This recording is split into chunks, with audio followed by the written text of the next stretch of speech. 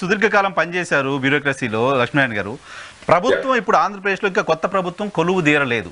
కొత్త ప్రభుత్వం కొలువు తీరనప్పటికీ చాలామంది అధికారులు గత ప్రభుత్వంలో పనిచేసిన వాళ్ళు సెలవులు పెట్టి వెళ్ళిపోతున్నారని, లేకపోతే పారిపోతున్నారని ఈ తరహా వార్తలు, ఈ తరహా చూస్తున్నాం. చాలామంది వెళ్ళిపోవడం చూస్తున్నాం, అటువంటి ప్రయత్నాలు చేయడం చూస్తున్నాం. సో అధికారుల్లో ఇటువంటి ధోరణి కారణం ఏంటి? ఎందుకు ఆ పరిస్థితి వస్తుంది? సెలవులు పెట్టి వెళ్ళిపోవాలనో లేకపోతే ఇంకెక్కడికో పోయే ప్రయత్నం చేయాల్సిన అవసరం ఎందుకు వస్తుంది? యాక్చువల్గా ఏంటంటే బ్యూరోక్రసీ యొక్క ప్రధానమైన కర్తవ్యం ఏంటంటే వారు 5 సంవత్సరాలకు ఒకసారి ప్రభుత్వం మారుతుంది, కానీ బ్యూరోక్రసీ అన్నది పర్మనెంట్ గా ఉంటుంది కదా. అందువల్ల అభివృద్ధి కార్యక్రమాలు వీటన్నిటికీ కూడా ఒక కంటిన్యూటీ ఉండడానికి బ్యూరోక్రసీని పెట్టడం జరిగింది.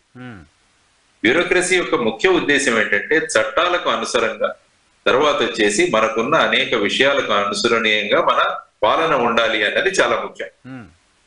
ఎక్కడైనా పొలిటికల్ ఎగ్జిక్యూటివ్ ఏమవుతుందంటే వాళ్ళు త్వరగా, ఎందుకంటే 5 సంవత్సరాల్లో మళ్ళా వాళ్ళని ప్రూవ్ చేసుకోవాలి కాబట్టి 5 సంవత్సరాల్లో మేము ఎలా ప్రజల మన్ననలు పొందాలి అన్నది రకరకాల ఆలోచనలతో అనేక పర్యాయాలు రూల్స్ ను కూడా అతిక్రమించే విధంగా వాళ్ళ ప్రవర్తన ఉంటుంది, వాళ్ళ ఆలోచనలు ఉంటాయి. కానీ ఇది మీరు చెయ్యకూడదు అని చెప్పి చెప్పాల్సిన బాధ్యత బ్యూరోక్రసీకి ఉంటుంది. అలా చేయకుండా మీరు ఏం చేస్తే సరిపోతుంది, మీరు ఏం చేసినా చేయొచ్చు అన్న సలహాలు ఇచ్చినప్పుడు ఏమవుతుందంటే ఇలా సెలవుల మీద వెళ్లాల్సిన అవసరం వస్తుంది. అందువల్ల బ్యూరోక్రసీ ఎప్పుడూ కూడా ప్రభుత్వాన్ని వారు చేయనివ్వాలి. ఎక్కడైనా వాళ్ళు అటు ఇటు అదుపు తప్పితే దాన్ని మన ఫుట్బాల్ మ్యాచ్ లో కార్డులు చూపిస్తుంటారు, yellow card, blue card, red card, ఇవి చూపిస్తుంటారు వార్నింగ్. కాబట్టి ఆ విధంగా బ్యూరోక్రాట్లు కూడా చెప్పే ధైర్యం కావాలి, తర్వాత ఫైల్ మీద రాసే ధైర్యం కావాలి, రాయగలగాలి. ఈ విధమైన నిర్ణయం ద్వారా ఏమవుతుందంటే రేపు ప్రభుత్వానికి చెడ్డ పేరు వస్తుంది, లేకుంటే ఈ నియమం పాటించబడదు. అందువల్ల చూడండి ఇప్పుడు ఎంతమంది హైకోర్టులో ప్రతిరోజు హాజరవుతున్నారు.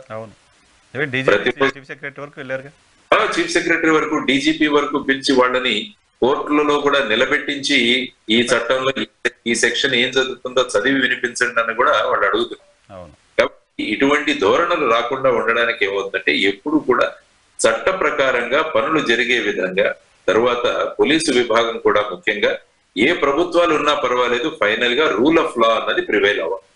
చట్టం చెబుతుందో ఆ చట్ట ప్రకారం చెయ్యాలి అన్నది వాళ్ళు సూచించాల్సిన విషయం. కాబట్టి పాలక పక్షానికి ఒక విధంగా, ప్రతిపక్షాలకు వేరే విధంగా మనం న్యాయాన్ని గనక చట్టాన్ని అమలు చేస్తే ఏమవుతుందంటే ఇటువంటి పర్యవసనాలు వస్తాయి. ఎందుకంటే పొలిటికల్ ఎగ్జిక్యూటివ్ మారుతూ ఉంటుంది కానీ చట్టాలవే, తర్వాత నియమాలను అమలు చేయాల్సిన బ్యూరోక్రసీ కూడా అది.